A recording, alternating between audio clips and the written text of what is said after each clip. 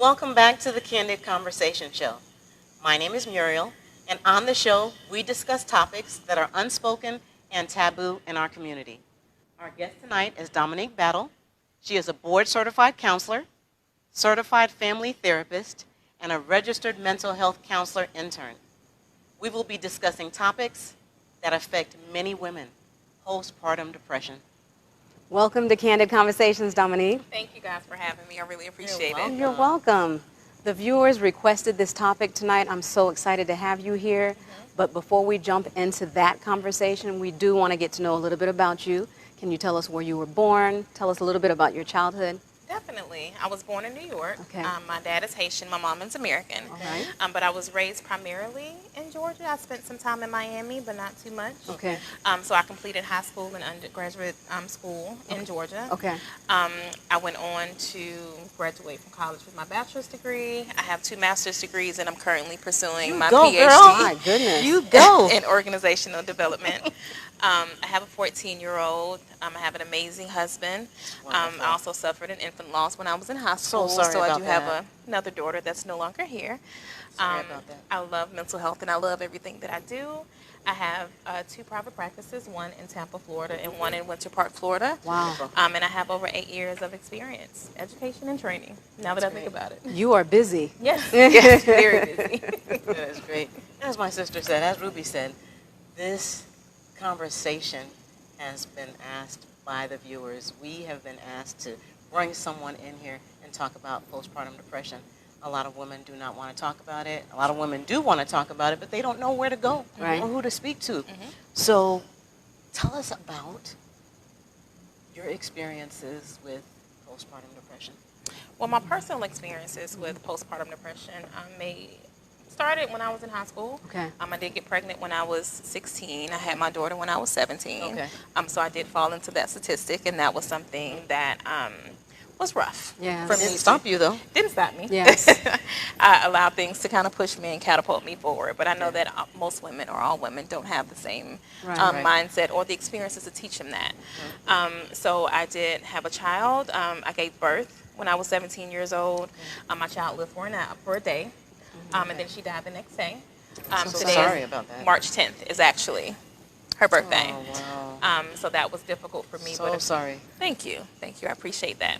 But a few years after that, I did have a son. Now, because of my experiences with my daughter, there were so many emotions Of course. that came with that. There were so many behavioral changes Yes. that came with that. And he was premature, so he was Okay. 3 pounds and 2.7 Oh, ounces. my Wow. goodness. And he spent about a month and a half in the hospital. NICU. Yeah. So I was 21. I was married. I was in undergrad.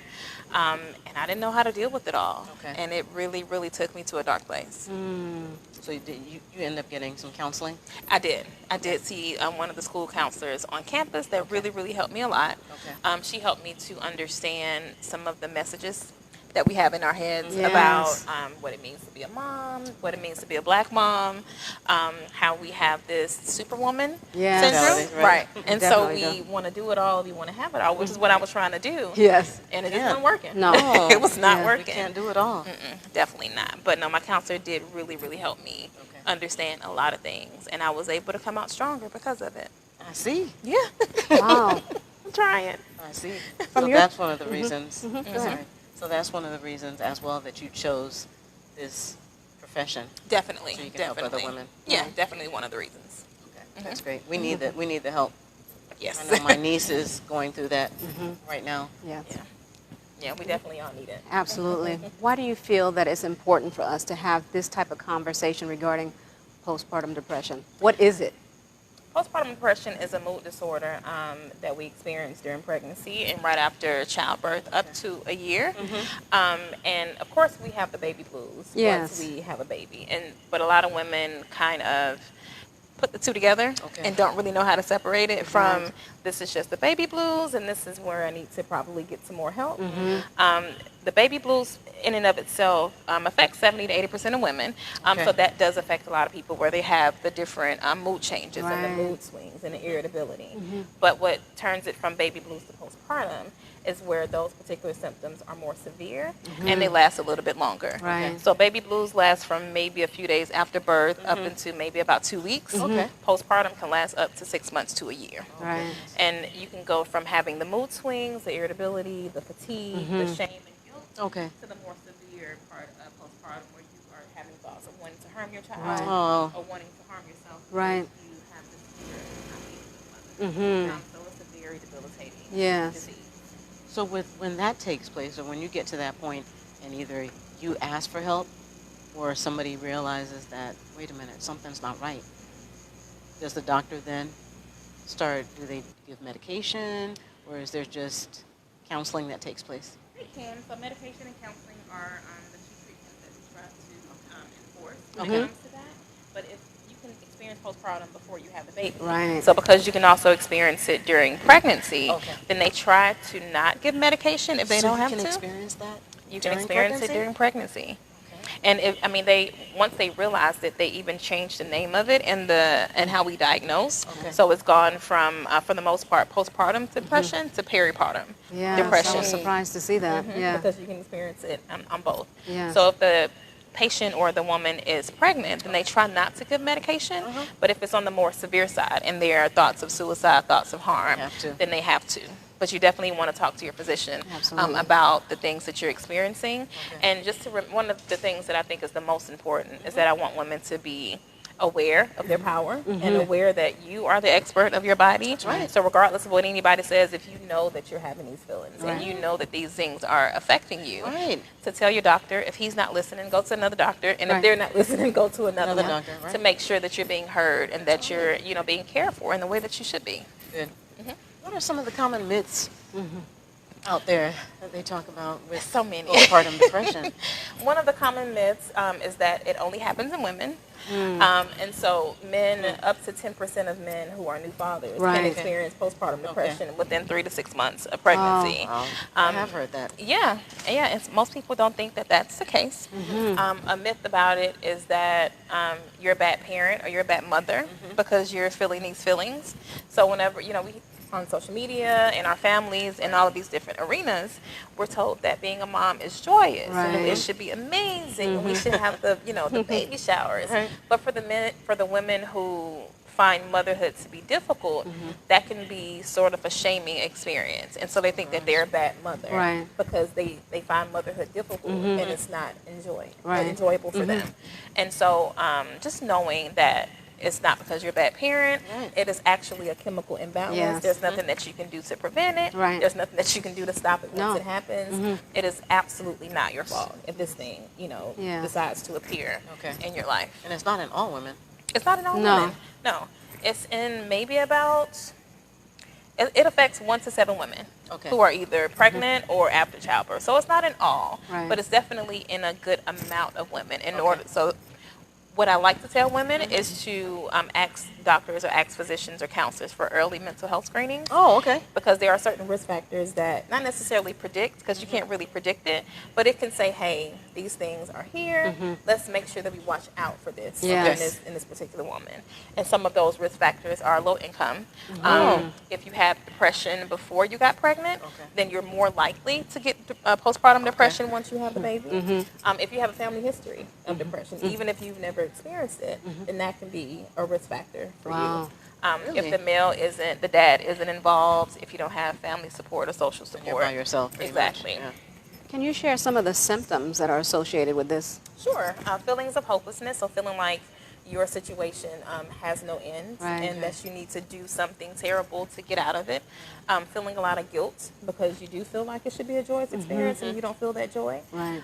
Fatigue, mood swings, and they can go from simple mood swings that we normally get, as women, or the more severe where you either want to stay in bed all day or you're completely happy and goal-oriented. Right. Your appetite changes, your sleep changes, you get angry, and you have crying spells. Okay. You have thoughts of suicide for some. You have thoughts of wanting to harm your baby or fear that you're going to harm your baby. Okay.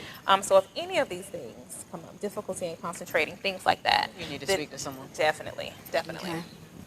What are some things that people can do? Talk to your doctor. That's the main Definitely, thing. And that's speak the to your main doctor. thing. Speak to your doctor. Try to be aware of your body and the different changes that it's going through.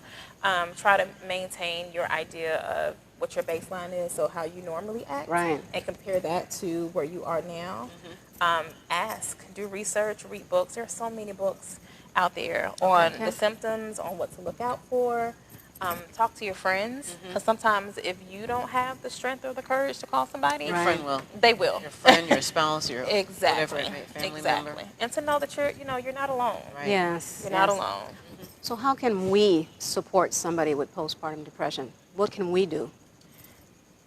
Be mindful of their behaviors. Be mindful of if they are normally outgoing and social people, when they start to isolate or Right. withdraw, especially with the new baby, then it's just a to red have a flag. conversation. Yeah, to have a conversation. Okay. If they are more angry and irritable than they usually are, that's a sign. Okay. If they are crying out of nowhere, like nothing is provoking Right. it, nothing is starting it, they just start to cry. Yes. If they're sad a lot. Okay. If their mood completely changes, any kind of emotional changes that they necessarily undergo. If they normally like to eat and they're a eater, and then they all of a sudden, stop eating. Yes, that's a red flag. Yes, it is. If they're sleeping too much or too little. Right. Because sleep with the new baby is difficult Of in and of course. itself. Yes. They tell you to sleep when the baby sleeps. Yes. But if they're not sleeping when the baby sleeps and they're not sleeping any other time, then that's Yes. definitely a red flag. Of course. And listen. Sometimes people will tell you how they feel. Yes. And if we are able to listen, just to listen and not Pick it listen up. to respond There or you listen go. to being so ready to encourage that we forget to listen, Right. then it kind of prevents them or discourages them Yeah. from So wanting cry to for talk help. about They're it. really trying to cry for help. Exactly. And they're just, oh no, it's okay. It's a Exactly. new baby. Yeah. You'll be Right. okay. It happens to all You'll of get us. over it. know? Exactly. Exactly. Yeah, we really need to listen. Yeah. And I know you were talking about how in some cases, if the woman is pregnant, of course, they would not put them on medication, but then afterwards that they would. Do you think there's a large amount of women that are taking medication after they've had their babies? Do you feel? I think that there are a large amount that have been told to take medication. Okay. But women, in my experience from the women that I've seen in my practice, they vary around their ideals or their mindset around medication. So a lot of them don't like it. So Right. they will try other methods. They will try other things to try not to have to get on medication. Even though it may be necessary just to be able to balance the Okay. chemical imbalance that's happening. Okay. So a lot of people have been prescribed it, not necessarily taking Taking it. it. Right. Okay. And it's very important to take it, because if it's at the point of you needing medication, then it means that for whatever reason, and not a bad reason, you're not able to prevent these things from happening. Right. And we need to, in order for therapy to work to its magnitude, you have to be able to intake Okay. that information Okay. and retain it. Okay. And if you are so imbalanced that you can't retain the information that you're given in therapy, then we need to get you at a place where you can Okay. get it. Okay. Yes. And so once you have it, you know how to put it into place in your life. But if something is blocking you from first getting the information, then we need to be able to balance that out so we can help you. Well said. I know. I like that. Yeah. Are there certain ethnicities that this affects more than others, or doesn't? It affects black women twice as much as white women. Right. I thought. For a lot of different reasons. Yes. For lack of access to Of the course. right doctors, for just not understanding that this is something that we deal with. Right. Okay. From the societal and social structures that tell us that we just deal with it. Of It's the baby course. blues. Don't worry about it. And so it kind of stops them from wanting to get the help. And a lot of black women meet with doctors or they meet with physicians, and they're not being heard. Yeah. They're not being I heard. listened to when Yeah. it comes to their body. Sometimes we as a collective will walk into the physician's office to get help, and they see our skin color, they hear our symptoms, and they automatically assume what it is that we have without listening to our Right. personal experiences and our environmental stressors that can be adding to this. And Okay. so we want to make sure to empower ourselves, Okay. because everybody won't advocate for you the way that True. you would advocate for you. Do you think a woman would be better to treat another woman? Possibly so. I think men can do it. I just don't know what the barrier is to them being able to do it. I think even black women who are doctors, I think sometimes have a hard time, because even me as a therapist, as a black therapist, I have to be sure that when I'm meeting with another black woman, that I don't automatically identify with that black woman. Listen. I do. Yes. I do. And sometimes we as black women, we see another sister. Of course. And we identify with them without listening to their personal stories and their personal histories. So even though we're both black and you're my sister, your experiences and your reality may be completely different from mine. So I think that women can, but I think that just because we're human, they also over-identify and then automatically assume that this may be the issue. It might not be it at all. It might not be it at all. Is there a lot of deaths associated with this, especially within our culture? Not a lot that's reported. Okay. Because if a death happens, it may be reported as associated with something else. So a lot of things about African American culture, as well as other cultures of people of color, if it's not reported, then we don't have the statistics. Right. And so it seems like it's not happening. Okay. But it may be happening. Right. And so if we can build the awareness, which you ladies are doing around this issue, and teach women to be empowered in what they do and what they need to do with their own bodies, then I think when those problems arise and those issues come up, that there will be more reports because there's more advocacy and more empowerment around it. Very good, very good. I know that you see a lot more women and men for a lot of other different reasons. I know that postpartum is not the only thing. Right. Can you share with the viewers what other people that you are, helping? Yeah, definitely. I like to work with women primarily who are going through life transitions, whether it be postpartum depression or whether it be going through a breakup or a divorce or whether it be being a new wife, because that can be difficult for a lot of people, having babies. So whatever difficult life transitions that they are having a hard time navigating through. Because I think there's such a beauty around that vulnerable space and being able to see a woman when they feel like they're at their worst and help them walk through that process of getting to that empowerment and that advocacy and then seeing them fight for themselves and seeing them advocate for themselves. Isn't that wonderful afterwards? It is. That evolution is so beautiful. Yes. And so if I'm lucky enough to be a part of it, then I definitely love working with that population. I also love working with couples who are also going through transitions because we're all working. And so there are a lot of dual career couples who are having a hard time trying to figure out how are we going to be together when we're, both out of the house. And so I like helping them to find that balance. I think work-life balance is a myth. It's just about finding what works in the moment that you need it to work. Yes. And so I help them kind of change their mindset around that work-life balance and just find what works for them. And to be able to see that as well and see their houses be in a better equal space is always amazing. Oh, that's wonderful. It is awesome. You're doing some good Yes, she things. is. Great works. I want to know about your holistic approach to therapy. Yes. So I believe that we are systems and we are processes. And we are not islands, we are cities, and we are supposed to live, in relationship with other people. And so if somebody comes to my office and they are dealing with one particular issue, such as depression, then depression is a symptom, but what's the root cause? What is at the heart of this issue? And so we dive into environmental stressors. We dive into any traumas that they may have experienced, childhood or adulthood otherwise. What are their current relationships? What are their past relationships? How are they interacting in these relationships? Because that'll let me know how they see the world and how they view the world in order to be able to help change some of those negative thoughts and negative beliefs. What medical issues do they have? What past family medical issues, psychological issues that may have been apparent, because generational trauma and generational stress is a thing. Yes. It's very real. Yes. And sometimes you can, if you are able to lay it all out in a holistic way and look at all of these different patterns, Love it. You can pinpoint, where certain characteristics and certain ways of communicating and certain ways of dealing with stress come from just by laying out their entire lives and seeing how they've interacted. And so if I can do that, then I work from that peeling back the layer process, and that way they'll not only know what they need to change, but they'll know why they need to change it. Because the why is everything. It's everything. Right, I like that. If someone's looking for help and they need to get in contact with you, how would they contact you? They can find me at www.dominiquebattle.com. All of my information is on there. It's very easy. There are links to either of my practices on there, so they'll just click on that and they can get directed there.